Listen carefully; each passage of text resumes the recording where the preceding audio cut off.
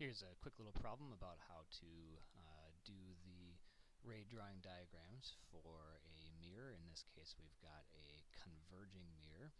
The reflecting side is on the left side of this mirror.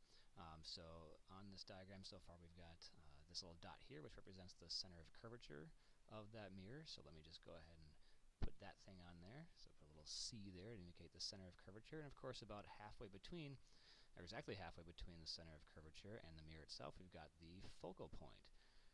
So we'll put that thing on there. Now, we've got to put an object on here. Let's say that this object in particular was somewhere outside that center of curvature.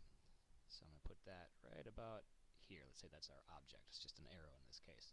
So what we want to do is figure out where the image of that object is going to form. So we have to draw our ray diagrams. Drawing arrows is quite simple, but we have to make sure that you guys use a straight edge. I've got a nice computer program that allows me to draw straight lines, but you may not have that luxury. So using a straight edge can really help you out here. Okay, so don't want that arrow.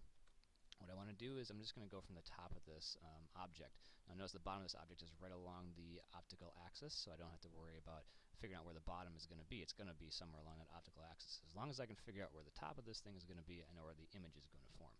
So the first ray I draw is always going to be one that goes parallel into onto the mirror surface, parallel with the optical axis, that is, and that's going to bounce out through the focal point. Okay.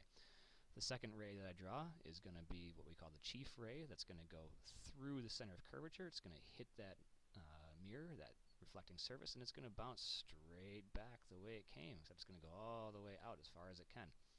Okay, notice already we've got an intersection point right here, and that's where our image is going to be formed. We like to verify that point with a third ray, one that goes through the focal point first, and then bounces out parallel to the optical axis, and notice it goes through that same point. So that's definitely where our image is going to be formed.